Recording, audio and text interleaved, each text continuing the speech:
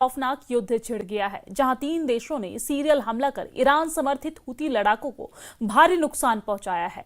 सबसे ताज्जुब की बात तो यह है कि इजराइल अमेरिका के साथ सऊदी अरब ने भी यमन में ड्रोन से भयानक हमले करने शुरू कर दिए हैं। उधर इजराइल से बदला लेने के लिए हुती चीफ अब्दुल मलिक ने नए सिरे से युद्ध का ऐलान कर दिया है। वहीं तुर्की ने ग्रेटर अरब प्लान एक्टिव कर दिया है और तुर्की के राष्ट्रपति ने 57 इस्लामिक देशों की टीम बनाकर नेतन्याहू से बदला लेने की धमकी दे डाली है। खास रिपोर्ट देखिए।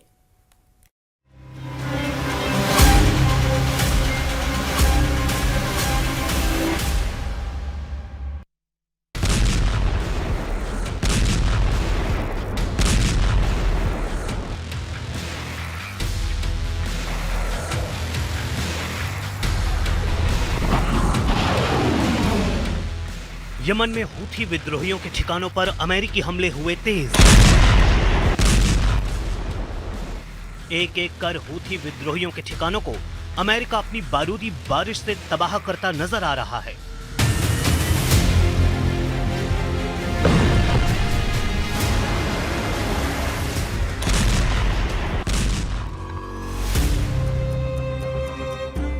इजराइल, अमेरिका और सऊदी अरब तीनों के भयानक हमले से दहल गया यमन।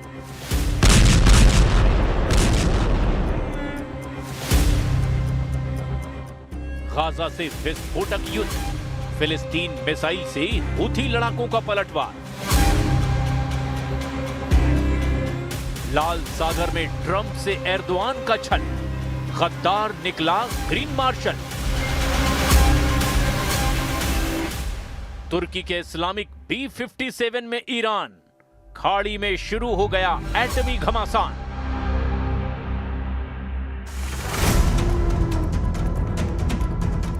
गाजा से शिफ्ट होकर यमन में विध्वंसक युद्ध शुरू हो गया है, जहां 3 ताकतवर देशों ने भीषण हमला शुरू कर दिया है।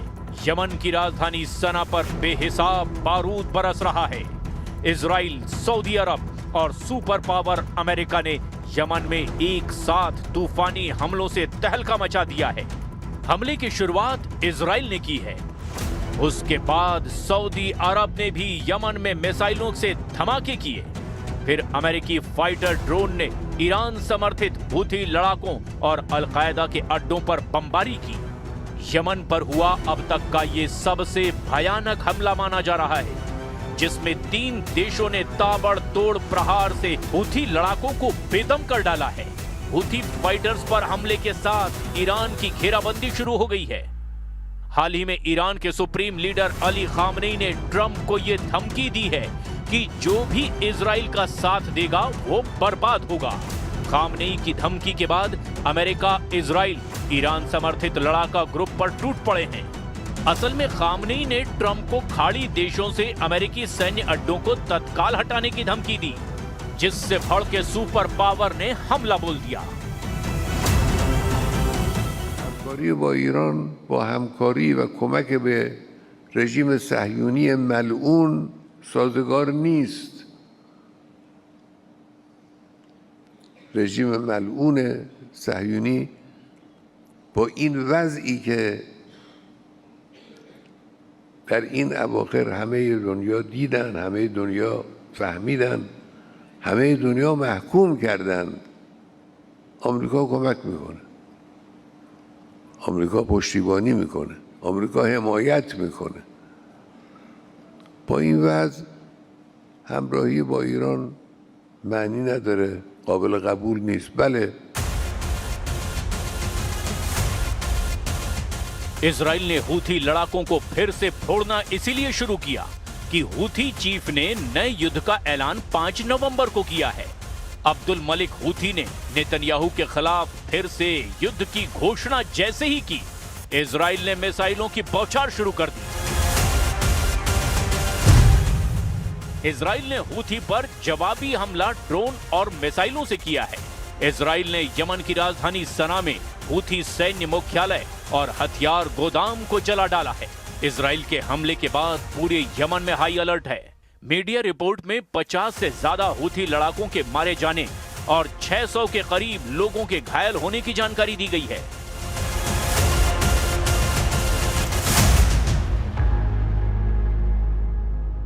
वहीं सऊदी अरब ने यमन के सादा सूबे में मिसाइलों की बौछार की है।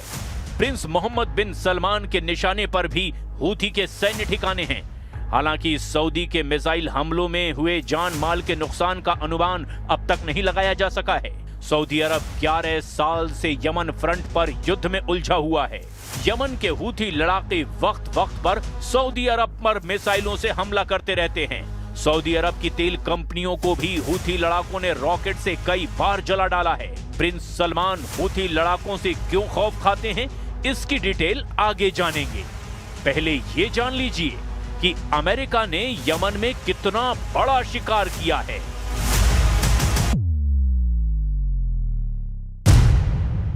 यमन मॉनिटर के मुताबिक अमेरिका ने हूथी फाइटर्स के साथ यमन में अल कायदा को लड़ाकू ड्रोन से दहला दिया है।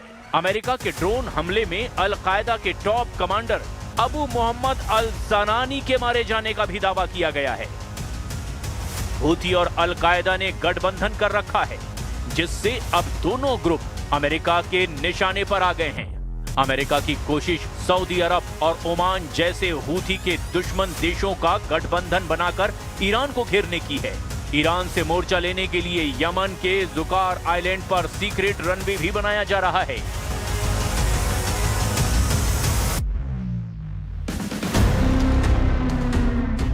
प्लैनेट लैब्स बीबीसी ने सैटेलाइट तस्वीरों से जुकार द्वीप पर लगभग 2000 मीटर लंबे रनवे के निर्माण की जानकारी दी है। जुकार आइलैंड हूथी लड़ाकों के कंट्रोल वाले हुदैदा पोर्ट से करीब 90 किलोमीटर दक्षिण पूर्व में है। जुकार द्वीप लाल सागर में सामरिक महत्व के लिए सबसे अहम लोकेशन है। इस आइलैंड पर पहले 1995 में इरिट्रिया ने कब्जा कर लिया था। साल 1998 के एक अंतर्राष्ट्रीय फैसले में इसे यमन को सौंपा गया। 2015 में जब सऊदी अरब यूएई गठबंधन सेना ने हूथी से युद्ध शुरू किया, तब फिर से जुकार आइलैंड हूथी लड़ाकों से आजाद कराया गया। जुकार पर रनवे बनने से हूथी की हथियार सप्लाई लाइन पर ब्रेक लग सकता है। हालांकि हूथी लड़ाकों को कुचलकर भी अमेरिका इजराइल की टेंशन खत्म नहीं होने जा रही, क्योंकि तुर्की और ईरान में नजदीकियां बढ़ने लगी हैं।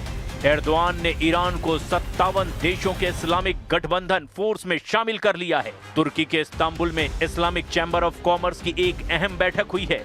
बैठक में B57+ मंच बनाने का फैसला लिया गया। इस मंच के जरिए कहने के लिए मुस्लिम देशों में बिजनेस लीडर्स तैयार किए जाएंगे, लेकिन B57 में सऊदी अरब, तुर्की और ईरान जैसे कट्टर विरोधियों का एक साथ आना इजराइल के लिए किसी मुसीबत से कम नहीं है, क्योंकि ये एर्दोआन के ग्रेटर अरब बनाने की शुरुआत भी हो सकती है। एर्दोआन ने नेतन्याहू के ग्रेटर इजराइल बनाने के जवाब में ग्रेटर अरब का जवाबी प्लान बना रखा है।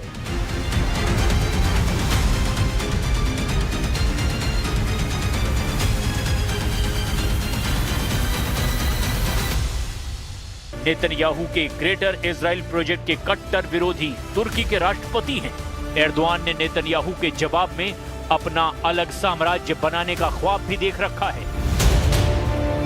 एक तरफ नेतन्याहू का ग्रेटर इजराइल प्रोजेक्ट है और दूसरी तरफ है एर्दोआन का ऑटोमन साम्राज्य का ख्वाब, और इन दोनों इंटरनेशनल साजिशों को लेकर इस वक्त 2025 की सबसे बड़ी टक्कर होती नजर आ रही है। Suriye'nin parçalanmasına hangi kisveyle olursa olsun üniter yapısının bozulmasına rıza göstermeyiz. Bu konuda bir risk görürsek gerekli adımları süratle atarız.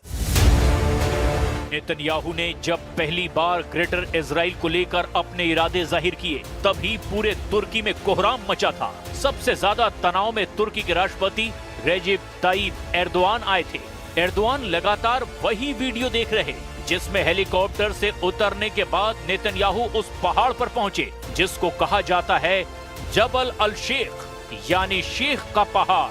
Syria की ऊंची चोटी को इजराइल में माउंट हेरमॉन कहा जाता है। सीरिया में शेख के पहाड़ पर पहुंचकर नेतन्याहू बता चुके हैं अब अपना सीरिया पर कब्जे वाला उनका प्लान क्या है। אני פה בשיח חרמון עם שר הביטחון, הרמטכ"ל, אלוף פיקוד צפון, ראש השב"כ ומפקדים בכירים. אנחנו פה בחיתוך מצב כדי להחליט על היערכות ישראל במקום החשוב הזה, עד שימצא סידור אחר שמבטיח את ביטחון ישראל.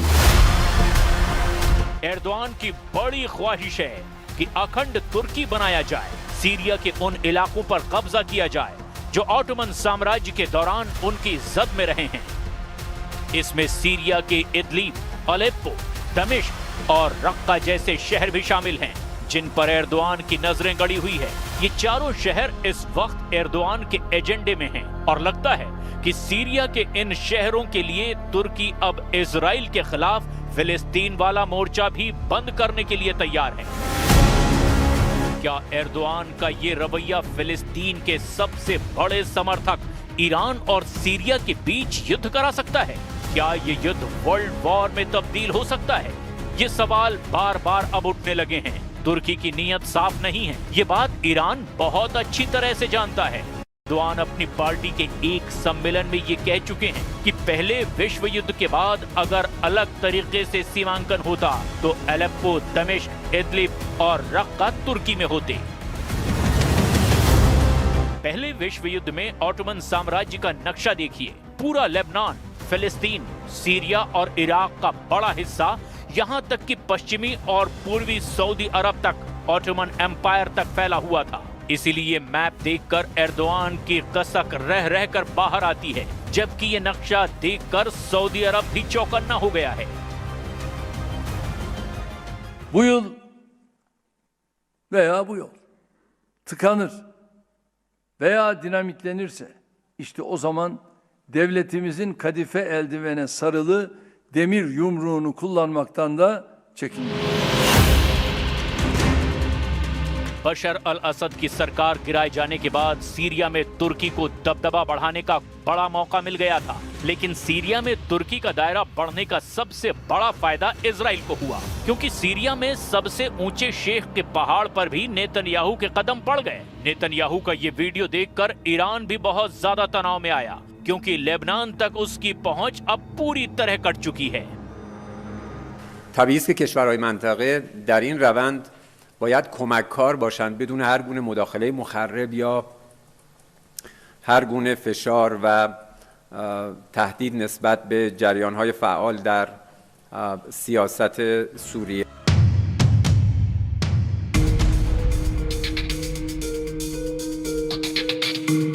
इसमें कोई शक नहीं कि शेख के पहाड़ पर पहुंचे नेतन्याहू ने एर्दोआन के प्लान की हवा निकाल दी थी। तब से तुर्की तो नेतन्याहू के ग्रेटर इजराइल के विरोध में मुखर नहीं हो पा रहा, लेकिन अब की बार अरब लीग मोर्चा संभाल रही है। जाहिर है इजराइल को अरब देशों से टकराना पड़ा तो महायुद्ध छिड़ेगा, जिसमें महाशक्तियां भी अपनी अपनी ताकत